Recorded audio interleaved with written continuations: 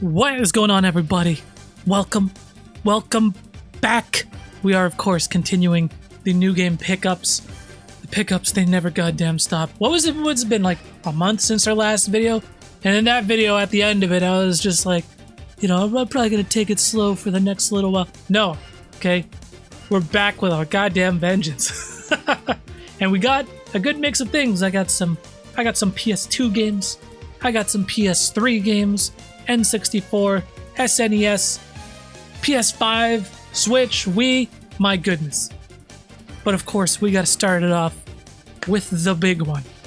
The big one, and I already made a video on it, so I'm not gonna talk your guys' faces off about it. But that is, of course, the Steam Deck.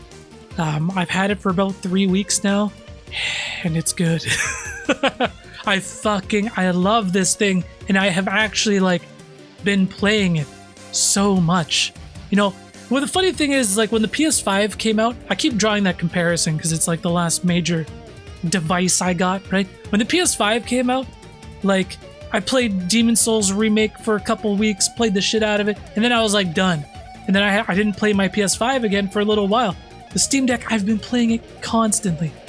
I have a ton of games on Steam, and there's so many things that I'm discovering and revisiting. I've been playing little indie games all the way up to goddamn Cyberpunk, which is just insane.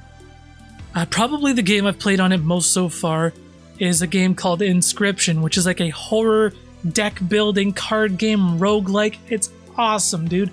It's fucking awesome. It's such a good game.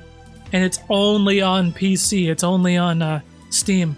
So there I was, playing it in handheld, laying down on my fucking couch, laying down in bed, playing Inscription. It's the best. I think I appreciate the Steam Deck so much because, look, I work from home, right? I'm at this desk for at least 8 hours a day. Then if I'm streaming, then if I'm working on YouTube stuff, then if I'm editing a video, I spend a ridiculous amount of time at this desk.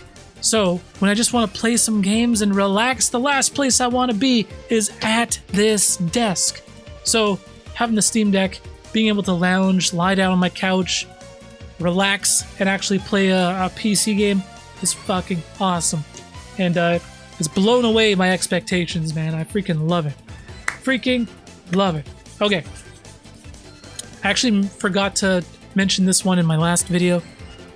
Even though you could see it in the background on the shelf. But that's Triangle Strategy for the Nintendo Switch. I actually really liked Octopath Traveler, so I was really looking forward to this one.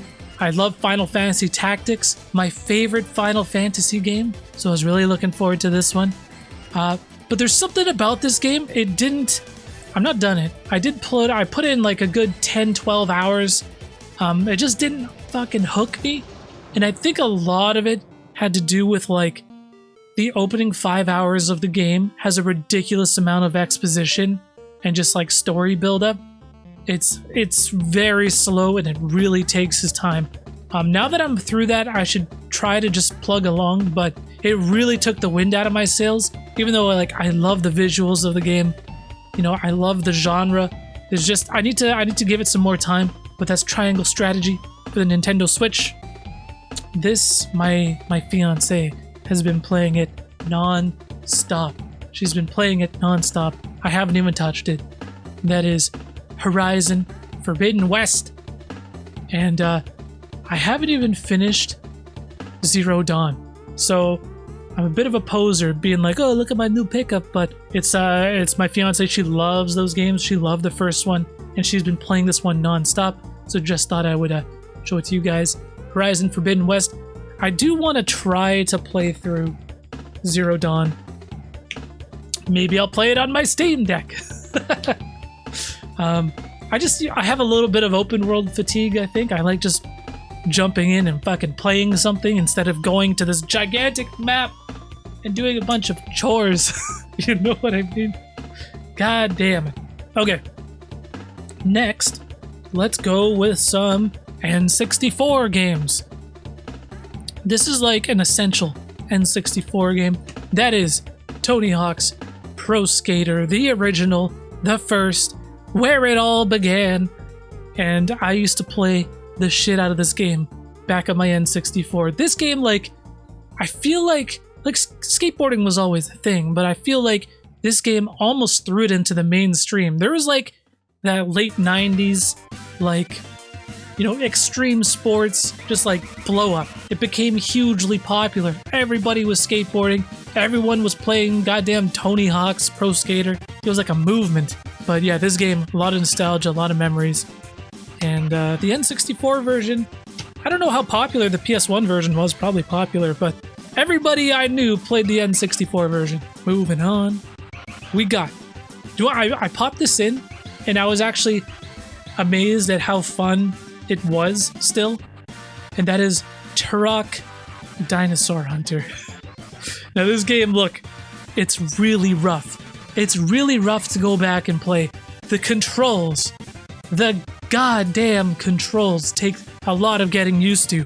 You move your character with the C buttons on your N64 controller, and there's no way to change that. Well, there is a way to change that. You could instead map it so you're holding like the middle prong in your right hand and your left one on the D-pad. Look, the controls, they're jank. The game itself is still kind of fun. Technical standpoint, it looks and runs very well on the Nintendo 64. Yes, it runs at a slow frame rate. Yes, there's tons of fog of war, but it's very functional. And playing it on a CRT was actually a lot of fun. Going back and playing it on, like, even playing it through my upscaler doesn't really do it justice. I feel like it's like that for a lot of N64 games. The RetroTink 5X Pro, I got one of the best consumer scalers you can get. But goddamn, does an N64 look so at home on a CRT? It's insane. So that's Turok Dinosaur Hunter. And then we picked up Turok 2. Seeds of Evil. I didn't play this one for quite as much because I was having so much fun with the first one. What's crazy about this one, it supports the expansion pack and it has like a high-res mode, which if you play it on a CRT especially, it actually looks fantastic. Probably one of the better looking N64 games for sure. Turok 2, Seeds of Evil. And I actually never played the second one when I was younger, but my friend had it. And I remember going over to his house and just watching him play. Wasn't that a thing that you did when you were a kid? You go over to your friend's place and you just watch them play a video game. It's like Twitch, but in the 90s, you know? Those were the days. Alright, what should we go over next here? Let's go over... Let's do actually, we got one Wii game.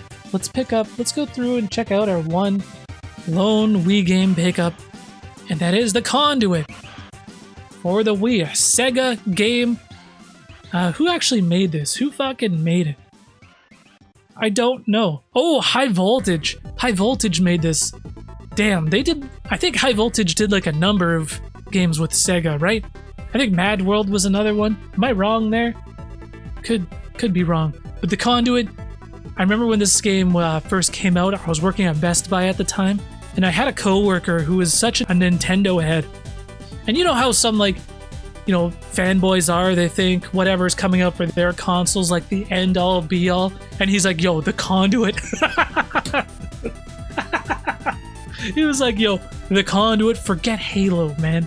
The Conduit is going to be where it's at. That's the Halo killer.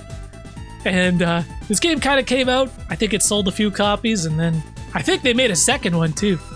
But it definitely didn't kill Halo, that's for sure. Wasn't the COD killer either, let me tell you. But I went back and I played this one, popped it in. I will say this game's got like actual on-screen IR aiming, which is kind of the gimmick, right? That's its shtick. That's the Wii. You know, you gotta have to expect that. But it was actually kind of fun. Like, it definitely is a little jank and it's hard to control, especially when you're aiming with the pointer and you're turning your character with the pointer. It's like, Jesus. I spent so long just like pointing my Wii remote at the screen that after like half an hour of playing, I'm just like, my arm is sore. My wrist is tired. What the fuck? But it's actually kind of fun. Will admit I had a good time in the half an hour that I played. And that's also a game I could see us just jumping on stream, having like a Wii night, right? And just playing some goddamn Wii games, and that'd be one that would be fun to check out. Okay, next, this is playing in the background. That is Time Crisis 2. It's fucking awesome, dude. It's Time Crisis. Like, look, I got the CRTs. I got a couple gun cons, right? Of course I'm gonna have some Time Crisis going. I think like 2 and 3 are really fun entries. Those are both on the PS2. And 3 is like the last one that I need. Because, that's right, we got Time Crisis 1 on the PS2, technically, as part of the Gunvari collection. Comes with Time Crisis 1 and Point Blanks 1, 2, and 3. This is an amazing game, you guys. Especially because I have a Japanese PS2. It's the best. And then, I got Time Crisis Raising Storm, which comes with Time Crisis 4 as well on the disc. So I got 1, 2, 4, and Raising Storm. So now I just need Time Crisis 3, and the Time Crisis collection is complete. We got Donkey Kong Country for the Super Nintendo. A must-have. A game that you just gotta have. This is one of my favorite Super Nintendo games. And I used to have this as a kid, and I just would play it and replay it. And it blew my mind, the visuals back in the day. One of the best looking Super Nintendo games. Probably the best looking Super Nintendo game, right? Donkey Kong Country 1, 2, and 3. And now I have the second one. I have the second Donkey Kong Country. So now I just need the third. Got it for a really good deal. Just a must-have, man. It's such a good game.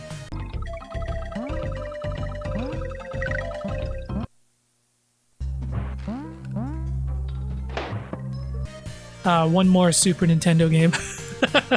Not quite as good of a game as Donkey Kong Country, but that is C2 Judgment Clay. Clay Fighter 2 Judgment Clay. That's right, folks, Clay Fighter 2. And they called it C2 Judgment Clay, obviously to parody T2 Judgment Day, which this game came out in 1994, so I think that was already a 2-year-old reference, even back then. But they committed, dude. But this is the second Clay Fighter game, and like, look, these games aren't good, but there's something I find amusing about them. I think it's the art style and just like the claymated look. I don't know, and it's also a nostalgia thing because I remember playing this when I was a kid.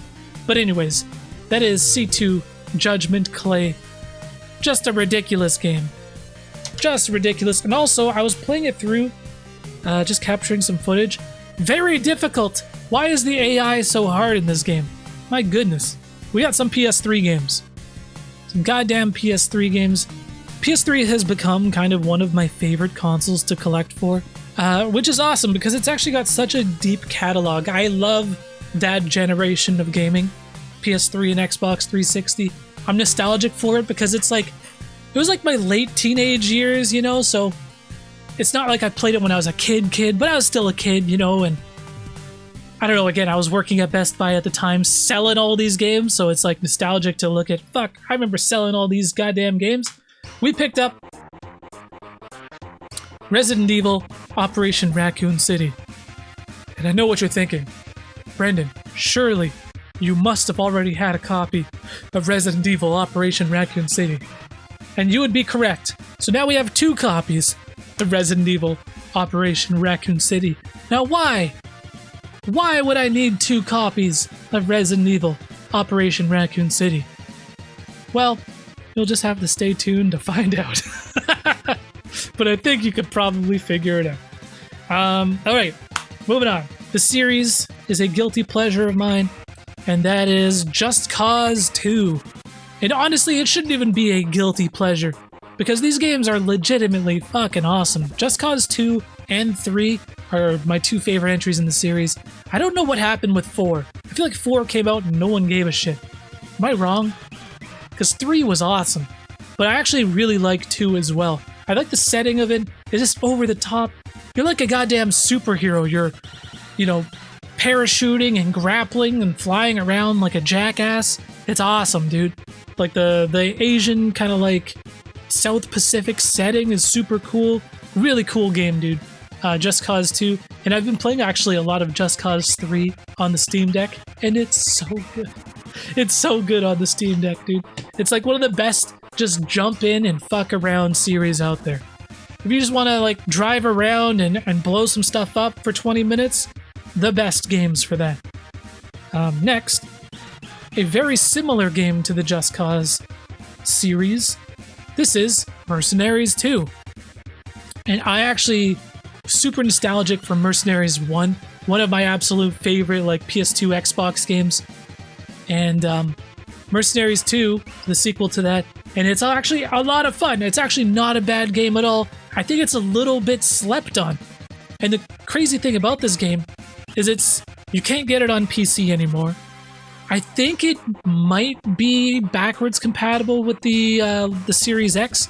So maybe if you still have a disc, you can put it into your Series X or something. But this is a game that's kind of just stranded on the that generation. Otherwise, the PS3 version, I popped this in and I played it, and I expected it to run like absolute hot garbage, just because that's how games ran in that generation. It actually wasn't terrible, and it was still fun to play. It actually miraculously still holds up. Doesn't look amazing, right? It's probably a less good version of Just Cause, right? But the studio that made it, Pandemic, such an underrated studio, man. This is an EA game back when they were making good games. My goodness, they're a bunch of bastards. Next, we got Hunted, The Demon's Forge. This is another game I almost want to pick up a second copy for the same reason that I have 2 copies of Operation Raccoon City. But it's like a third-person like fantasy action game where you have 2 characters, 100% designed to be played as co-op. There's like a guy and there's this sexy elf lady, and you guys just go around and have this epic fantasy quest. That's Hunted, The Demon's Forge. I think it's on Steam, actually. That might be the better way to play it. But, moving on. I have one more PS3 game, but we'll hold on to that. We got some more PS2 games. I'm going to return to PS2 here. Because, look, I feel like in the PS2 generation, there was like an era of edgy games. Like real fucking try-hard, appeal to fucking the cool kids, edgelordy ass games. And we have a few of those. This one's not really like that. This is Killzone.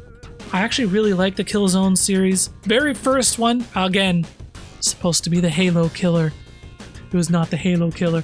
Killzone 2 and 3 on the PS3 are real technical like showcases for the system. Killzone is kind of that for the PS2, but Jesus, it runs at like 15 frames per second. It's rough, dude. It is goddamn rough. It looks good, for sure, for a PS2 game, but Jesus, does it not run well. Definitely, I think it's an underrated series, right? And with this one, I actually now have all of the Killzone games, except for the handheld ones. I have 2, 3, and then, was it the Shadow? What the fuck is what's the PS4 one called? Shadowfall, that's the one. Definitely an underrated series. Alright, more edgy games. This is totally what I was talking about. This is a movie tie-in game from like the late 70s. That's The Warriors. This game is fucking awesome. This is made by Rockstar, and it's a beat-em-up gang game that takes place in the late 70s, where you're fighting rival gangs in New York. You play as the gang, the Warriors. Their turf is Coney Island. It's fucking cool. It's a freaking cool game, and it's actually aged pretty well. It's still fun to go back and play. It's not like super expensive, but it's definitely one of those games that has become harder to find in complete, good condition, right? Really cool game. Very of the time. Back when Rockstar was still making games, released more than one game a decade. That was back in the 2000s. The Warriors. Really good game. And, okay, this is totally what I was talking about. An era of super edgy games. We got Dead to Rights. Third-person action game, super violent. Man, I was capturing some footage. I played like 20 minutes.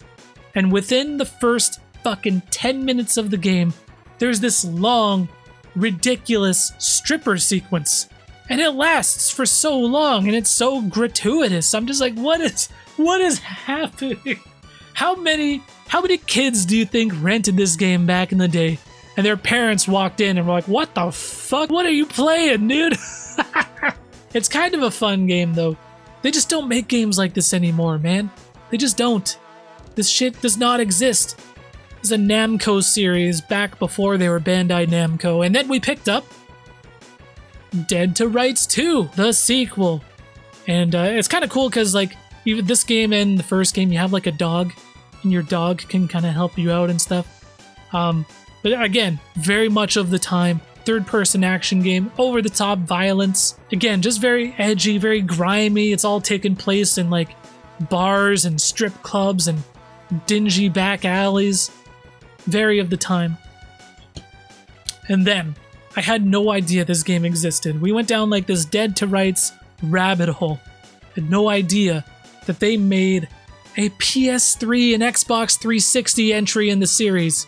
Dead to Rights Retribution. And I played this, I actually recorded a bunch just last night, just playing through it.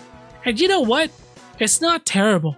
This game came out in like, what fucking year did this come out? This game came out in like 2010, so it's not even like an early PS3 game. This is like mid to late generation. It's definitely like, it's got some Gears of War DNA in there, you know, very cover based.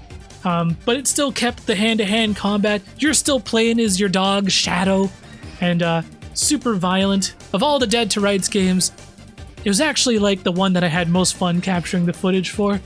Definitely doesn't run great. It's a little rough. Again, this is kind of a game that's not really common. That's a little difficult to find out in the wild. That's Dead to Rights Retribution. Okay, everybody.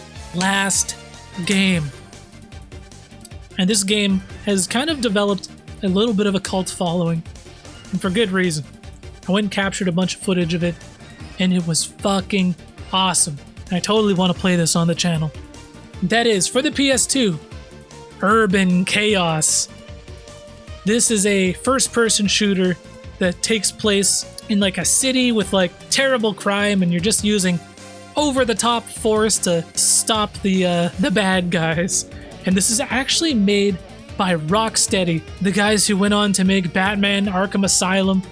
And you know what? You can kind of see some of the Rocksteady DNA in this game. Like, once you like take out a bad guy or something, they'll do like that slowdown of them falling down. And it looks honestly straight out of Batman Arkham Asylum. Even like the bad guys that you fight in this game kind of look like the goons that Batman fights in Arkham Asylum. It's kind of hilarious. But it actually controls and plays pretty well. It's, you know, it's like a late PS2 game, so it's almost got a modern feel to it. Almost. Such a funny game, dude. So much ridiculousness, you know. Again, I hate to sound like a broken record, but they don't make stuff like this anymore. So this kind of stuff, definitely a novelty, and this game is becoming hard to find. That is Urban Chaos for the PS2, everybody. And you guys, that is it. That is all I got for today. My goodness, I'm serious this time. We might have to hunker down and not do quite so many pickups for the next month or so, because Jesus Christ, this hobby is expensive. But anyways, thanks so much for watching, everybody. And we will be back eventually with more new game pickups. Thanks for watching again. Peace.